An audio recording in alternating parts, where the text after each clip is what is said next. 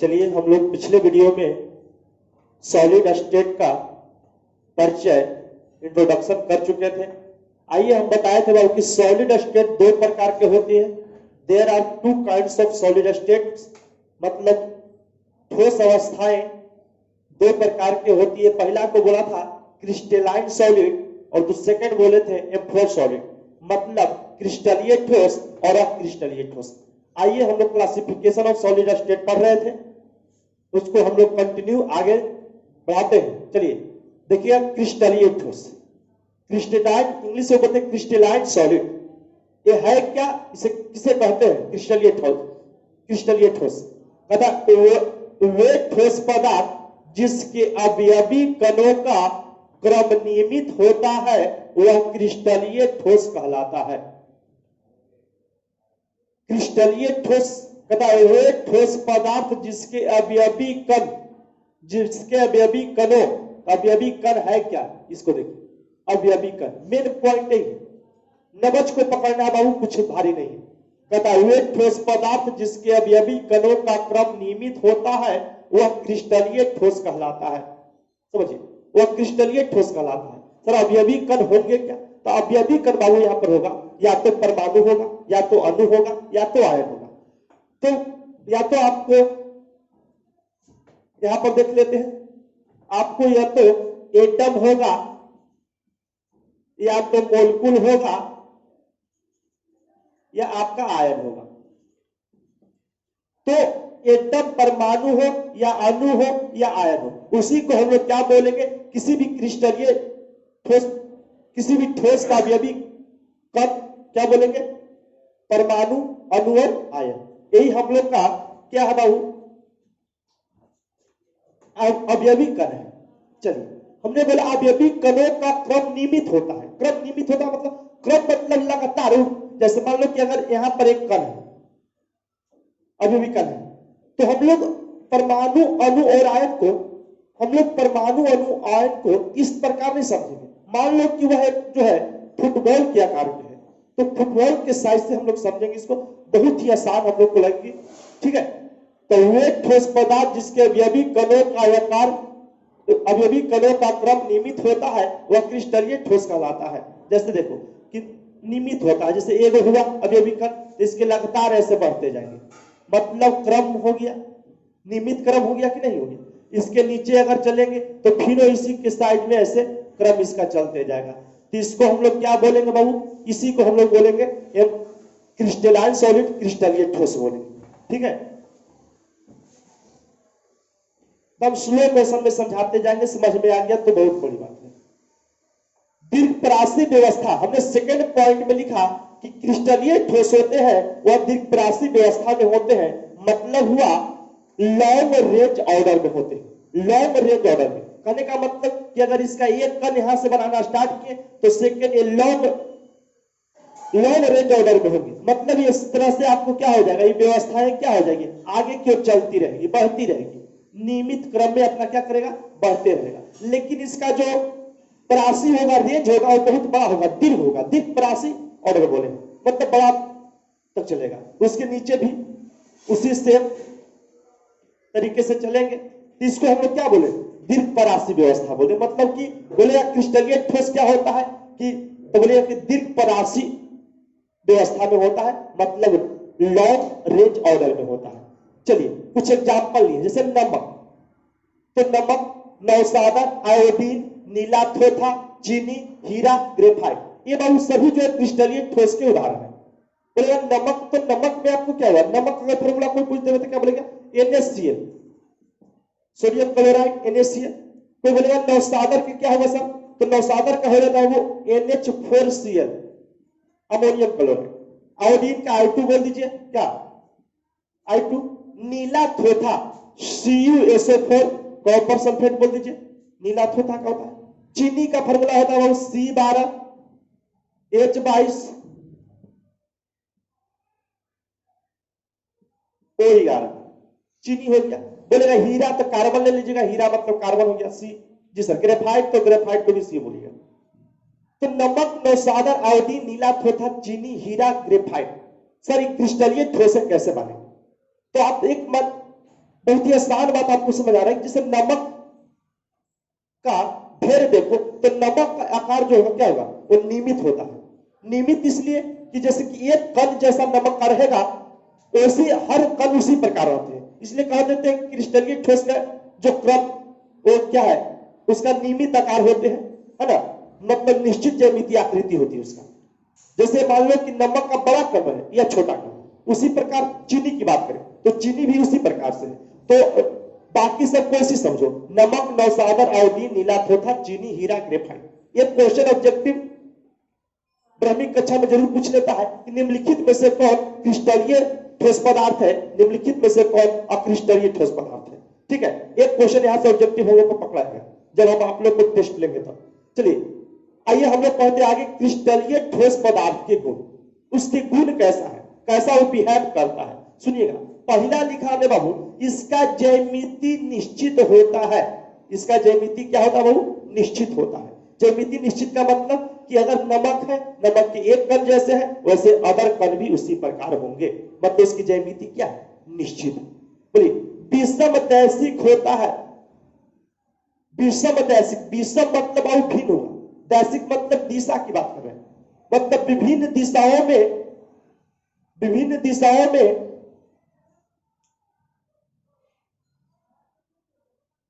विभिन्न दिशाओं में इसके जो प्रतिरोध या पूर्णांक निकलेंगे वो आपको भिन्न भिन्न होंगे। समझे कैसे, विषमदैशिक कैसे होगा सर, जैसे मान लो कि कोई क्रिस्टलीय ठोस पदार्थ है, ऐसे कोई भी क्रिस्टलीय ठोस पदार्थ हमने मान लिया, क्रिस्टलीय ठोस पदार्थ का कोई टुकड़ा है, ये पिरामिड के आकार के है, और इसमें कोई या तो विद्युत धारा इलेक्ट्रिक करंट प्रवाह कर रहे हैं, या तो लाइट दे रहे हैं, इसमें प्रकाश दे रहे हैं, या कुछ भी मान लो कि चुंबकीय प्रभाव मैग्नेटिक दे रहे हैं, मैग्नेटिक इफेक्ट है। तो जो दिशाएं इसकी होगी वो क्या होगा भाई, भिन्न भिन्न होगा।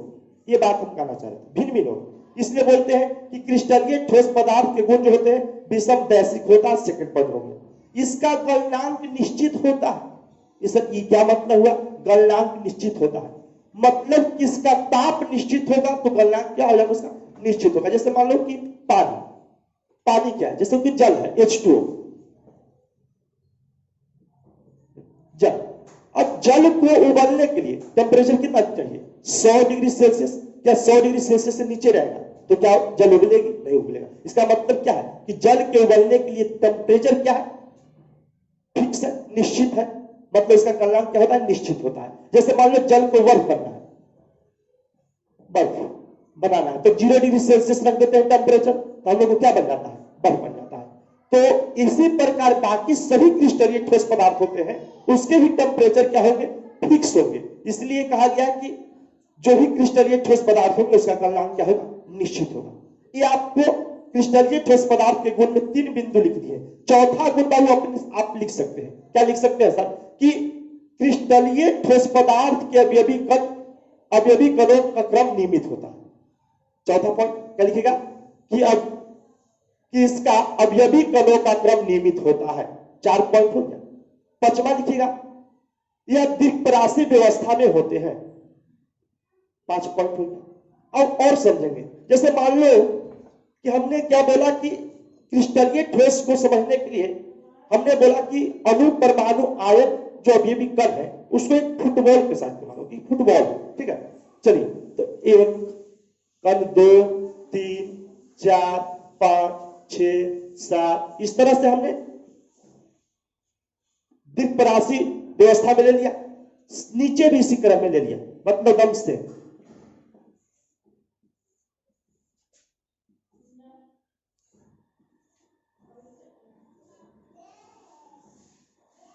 नीचे भी इस तरह से ले लिया।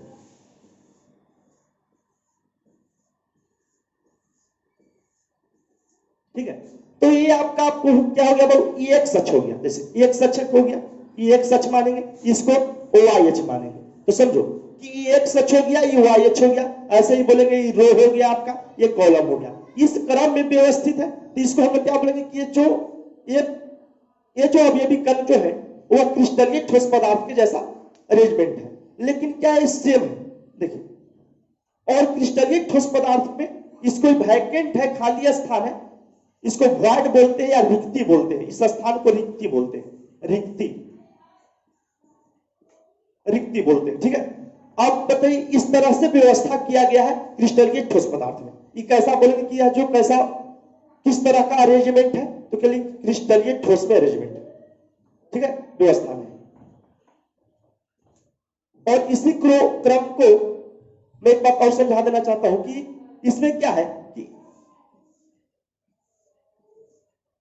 एक कण जो है, एक कण समझो कि एक कण जो है क्या है कि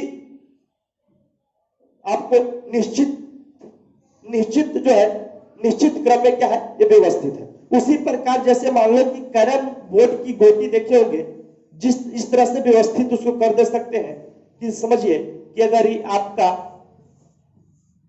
अभी अभी कण है और इसके नीचे एक ले लिया, देखिए आप पारिएगा तो वो अच्छे पढ़ाएगा, ठीक है ना।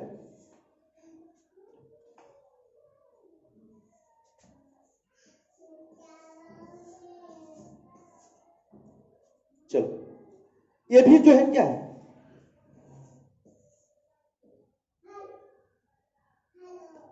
इसमें क्या है कि करम बोर्ड की जो गोटी रहती है उसको सजाओ, इसी तरह से हट जाएगा।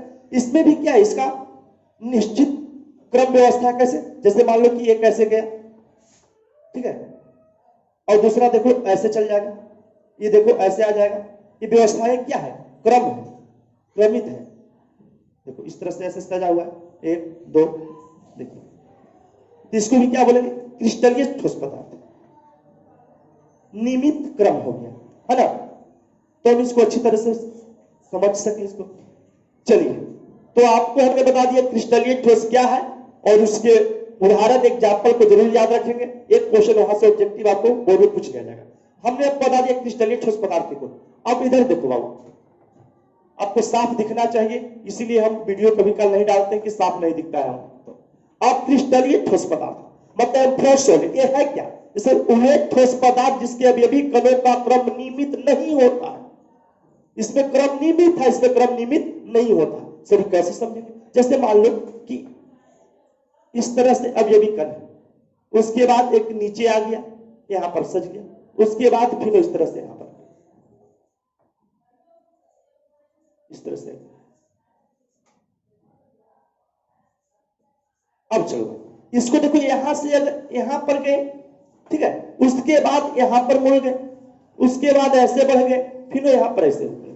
तो क्या है बताओ, क्रम नियमित है, उसमें क्रम नियमित है, लगातार चल रहा था। इसमें क्या है, यहां से यहां गया और तुरंत मुड़ गया, यहां पर ऐसे मुड़ गया, फिर ऐसे मुड़ गया। इसका मतलब हुआ कि क्रिस्टलीय ठोस पदार्थ क्या है कि वे ठोस पदार्थ जिसके अभी भी कणों का क्रम जो है नियमित नहीं होता है। तो क्रम नियमित नहीं होता है तो उसको हम लोग क्या बोलेंगे बाबू, अक्रिस्टलीय ठोस पदार्थ। चलिए उसमें आगे है एक पॉइंट हम आपको लिख दिए हैं, जिस तरह से ऑफलाइन क्लास में हम क्लास दे रहे थे उसी प्रकार यहां पर भी है, ठीक है। वीडियो बहुत ज्यादा बन सकता है, लेकिन आपको चैप्टर में कोई कटौती नहीं होगा। एक भी पॉइंट हम आपको काटने वाले नहीं। लघु परासी व्यवस्था, इंग्लिश में मतलब short range order. Sir short range order का मतलब क्या हुआ, जैसे देखो इसमें क्या था कि क्रिस्टलीय ठोस पदार्थ में तब लगातार बढ़ते जा रहे थे, द्विपरासी व्यवस्था था, इसके अभी कण इस तरह से क्रम में अपना बना रहे थे। लेकिन इसमें क्या है कि आगे गया और कुछ क्रम को तोड़कर फिर बदल दिया, फिर अपने दिशाएं बदल दिया, फिर क्रम बदल दिया। इसका मतलब ये ठोस पदार्थ जिसके अभी कणों का क्रम नियमित नहीं होता है, उसे हम लोग क्रिस्टलीय ठोस पदार्थ कहते हैं। बोलेंगे कहेगा क्या क्रिस्टलीय ठोस पदार्थ क्या होता है, लघु परासी व्यवस्था में होता है। जैसे स्टार्च, प्लास्टिक, कांच, सिलिका, रबर, ये जो है अक्रिस्टलीय ठोस पदार्थ के उदाहरण। जैसे प्लास्टिक टूटेगा तो नियमित में नहीं टूटता है, जैसे कांच बिखरेगा, आपको आईना दिखते होंगे, कांच बिखर गया तो कांच जो बिखर गया बाबू, वह उसका कोई ज्यामितीय आकृति नहीं होता है, कैसे टूटेगा से, है ना।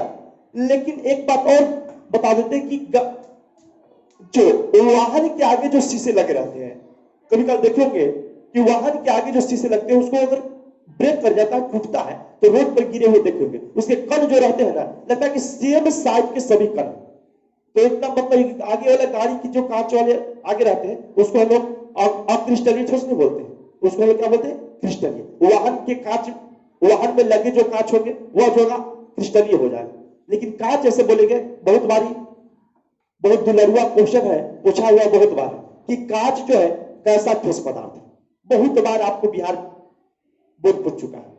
ठीक है, चलिए अक्रिस्टलीय ठोस पदार्थ के गुण, चलो इसका ज्यामिति निश्चित, ओ गलती हो गया थोड़ा सा, इसका ज्यामिति निश्चित नहीं होता है, नहीं कर दो, इसका ज्यामिति निश्चित नहीं होता है, इसका ज्यामिति निश्चित नहीं होता है।